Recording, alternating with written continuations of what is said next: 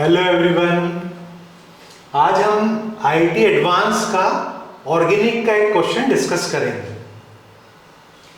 देखिए, ऑर्गेनिक के क्वेश्चन में कोई सा भी क्वेश्चन हो, फिजिकल का, ऑर्गेनिक का, इनऑर्गेनिक का, ये मल्टीपल कॉन्सेप्ट वाले क्वेश्चंस होते हैं।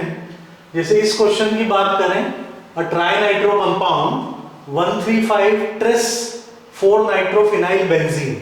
तो सबसे पहले तो आपको इस कंपाउंड का स्ट्रक्चर ड्रॉ करते आना चाहिए। मतलब नॉमेनक्लेचर आपका स्ट्रॉन्ग है, आइसोमेरिज्म वाला पार्ट आपको आता है, तो आप कंपाउंड का स्ट्रक्चर ड्रॉ कर पाएंगे। On complete reaction with an excess of teen and HCl gives major product which on treatment with an excess of NaNO2 HCl at 0 degree provides P. Compound P on treatment with excess of water at room temperature gives the product Q. Bromination of Q in aqueous medium furnishes the product R. The compound P upon treatment with an excess of phenol under basic condition gives the product S. अब देखिए इसमें कितने सारे concept एक साथ हैं। यदि nomenclature वाला पार्ट, आइसोमेरिज्म वाला पार्ट आपका स्ट्रॉन्ग है, कंपाउंड का आप स्ट्रक्चर ड्रॉ कर लेंगे। उसके बाद जितने रिएजेंट आ रहे हैं, जैसे टीन HCl, इसको देखते से आपको तुरंत रिकॉल होना चाहिए, ये क्या है? रिड्यूसिंग एजेंट है। तो रिड्यूसिंग एजेंट है मतलब जो भी ग्रुप है फंक्शनल ग्रुप, उसका रिडक्शन होगा। फिर आगे दिया है NaNO2 HCl 0 डिग्री, तो ये डायजोटाइजेशन रिएक्शन को इंडिकेट कर रहा है। उसके बाद आपको दिया हुआ है ब्रोमिनेशन इन एक्वस मीडियम, यानी ब्रोमीन वाटर से रिएक्शन। तो जो भी फंक्शनल ग्रुप है उसका अपन ब्रोमिनेशन कर रहे हैं, हेलोजनेशन कर रहे हैं। तो सबसे पहले आपको पता होना चाहिए ओरिएंटेशन इन बेंजीन रिंग, मतलब वो कंपाउंड ऑर्थो पैरा डायरेक्टिंग है या मेटा डायरेक्टिंग है, उसके अकॉर्डिंगली ब्रोमिनेशन होगा। तो देखिए कितने सारे कॉन्सेप्ट एक क्वेश्चन में है। यदि सारे चैप्टर, सारे कॉन्सेप्ट्स आपके क्लियर है, तभी ऐसे क्वेश्चंस आप कर पाएंगे। इसमें पूछा क्या है? The number of heteroatoms present in one molecule of R. अब heteroatom क्या है वो भी मेंशन है क्वेश्चन में। Atoms other than carbon and hydrogen are considered as heteroatoms. ठीक है, तो टोटल नंबर ऑफ heteroatom पूछा है R में। उसके अलावा total number of carbon atoms and heteroatoms present in one molecule of S. अब मॉलिक्यूलर मास के लिए एटॉमिक मास वैसे भी आपको याद है, वो सारी चीजें, वो प्रॉब्लम नहीं है। सबसे पहले क्वेश्चन को समझना, सारे कॉन्सेप्ट रिकॉल करना, अप्लाई करना है, ये इंपॉर्टेंट है। सबसे पहले जो कंपाउंड दिया है आपको 135 ट्रिस 4 नाइट्रोफिनाइल बेंजीन, तो आपने बेंजीन ड्रॉ किया, इसके 135 पोजीशन पर नाइट्रोफिनाइल अप्लाई कर दिया। ये नाइट्रो ग्रुप 4 पोजीशन पे, मतलब इसके पैरा पोजीशन पर है। ये कंपाउंड है आपका। अब सबसे पहला रिएजेंट क्या दिया हुआ है? देखिए टीन और हाइड्रोक्लोरिक एसिड। ये क्या है? रिड्यूसिंग एजेंट है। तो ये रिडक्शन करेगा, किसका रिडक्शन करेगा? तो नेचुरली जो फंक्शनल ग्रुप है क्या है वो? नाइट्रो। तो ये नाइट्रो ग्रुप को रिड्यूस करेगा। किस में रिड्यूस करेगा? तो ये रिड्यूस करेगा अमीन में। तो 3 नाइट्रो ग्रुप आप देख रहे हैं, तीनों कन्वर्ट हो जाएंगे अमीन में। क्लियर है? समझ में आ गया इतना आपको? तो ये नाइट्रो ग्रुप का रिडक्शन हो गया अमीन, ये एक पार्ट हुआ। इसके बाद इसकी रिएक्शन किससे की जा रही है? NaNO2 HCl। इस अमीन डेरिवेटिव की रिएक्शन NaNO2 HCl, ये 0 डिग्री पर होगी, लो टेम्परेचर पर होता है डायजोटाइजेशन रिएक्शन। क्या बनेगा? तो आपको अब याद आ गया होगा, एनिलीन में आपने पढ़ा होगा। एनिलीन का जब डायजोटाइजेशन करते हैं 0 डिग्री सेल्सियस पर, तो बनता है डाइजोनियम हैलाइड, डाइजोनियम सॉल्ट बनेगा। तो देखिए तीनों अमीनो ग्रुप का डायजोटाइजेशन हो जाएगा और नेक्स्ट कंपाउंड आपको मिलेगा डाइजोनियम डेरिवेटिव इस कंपाउंड का। ये कंपाउंड है आपका P। क्लियर है? इतना समझ में आ रहा है? अब ये जो P कंपाउंड है, इसकी रिएक्शन है फिनॉल के साथ in alkaline medium, basic medium. तो अब रिकॉल कीजिए, डाइजोनियम सॉल्ट की फिनॉल से रिएक्शन आपने फिनॉल चैप्टर में पढ़ी होगी। कौन सी रिएक्शन है ये? तो ये कपलिंग रिएक्शन है। डाइजोनियम हैलाइड केवल दो कंपाउंड के साथ कपलिंग रिएक्शन शो करता है। कौन कौन से कंपाउंड है? एक तो फिनॉल है आपके सामने है, और दूसरा कंपाउंड क्या है? वो है एनिलीन। तो फिनॉल के साथ जब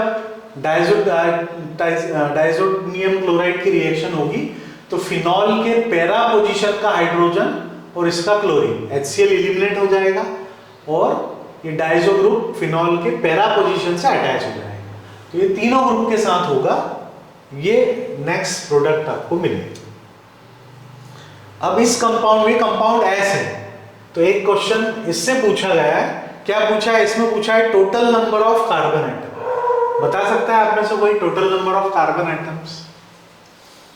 तो आपको टोटल बेंजीन रिंग काउंट करना है ना। स्मार्ट वर्किंग होता है, देखिए एडवांस लेवल पर आप एक एक काउंट करेंगे तो टाइम लगेगा, उतना टाइम अपने पास होता नहीं। एक बेंजीन में कितने कार्बन है? 6 कार्बन। कितने बेंजीन है? अब बोल रहे हैं आप 4। अरे भाई ये डाइजोनियम जो फिनॉल अटैच हुआ उसमें भी तो बेंजीन है, तो टोटल 4 प्लस ये 3 कितने हो गए? 7 बेंजीन। एक बेंजीन में कितने कार्बन है? 6 है। 7 6 42, तो टोटल 42 कार्बन एटम्स। ठीक है।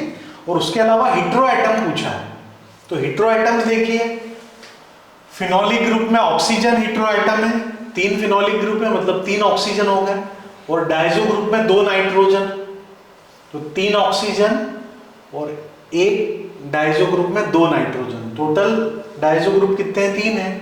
3 2 6 एटम ये हो गए, 6 और 3 ऑक्सीजन, 6 + 3 9। तो total number of carbon atoms कितने हैं? 42। और हाइड्रो एटम्स कितने हैं? Oxygen plus nitrogen 9। तो 42 + 9 कर देंगे तो ये आपका एक आंसर हो जाएगा। कितना हो जाएगा? 51।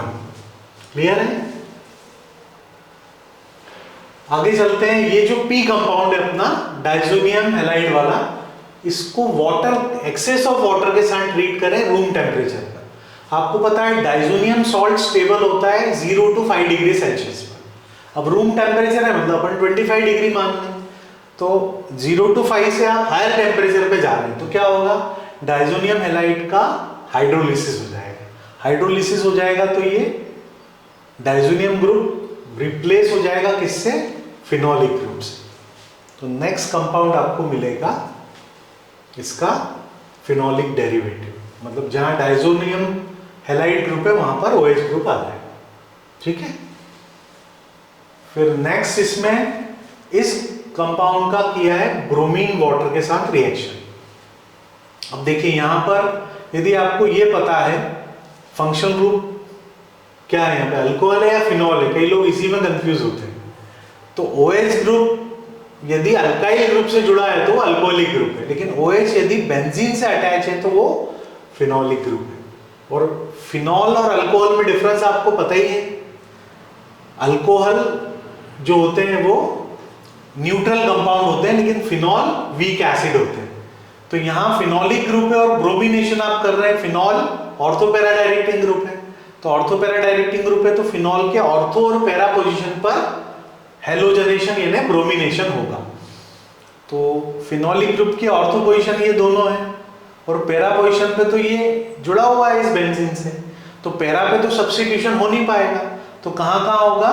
इस फिनोलिक ग्रुप के रिस्पेक्ट में दोनों ऑर्थो पोजीशन पर। ऐसे यहां पर भी होगा,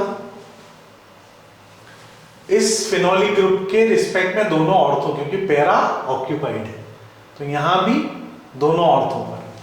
तो जब आप एक्सेस ब्रोमीन के साथ रिएक्शन करेंगे तो ये डायब्रोमो डेरिवेटिव बनेगा हर फिनोलिक ग्रुप के आसपास। तो ये फाइनल कंपाउंड है आपका। अब इस कंपाउंड R में फिर से आपसे क्या पूछा है? Total number of hetero atoms बता सकते हैं आप? तो देखिए फिनोलिक ग्रुप में ऑक्सीजन है, कार्बन तो लेना नहीं, हाइड्रोजन भी नहीं लेना है। हेटेरो एटम में आता है atom other than carbon and hydrogen. तो 3 तो ऑक्सीजन दिख रहे हैं आपको फिनोलिक ग्रुप के। उसके अलावा ब्रोमीन एटम, ब्रोमीन एटम कितने हैं? 6 ब्रोमीन प्लस 3 ऑक्सीजन। तो टोटल हेटेरो एटम यहाँ पे कितने हैं? 9 है। ठीक है, 9 हेटेरो एटम। समझ में आया सभी को? इजी है, तो क्वेश्चन डिफिकल्ट नहीं है।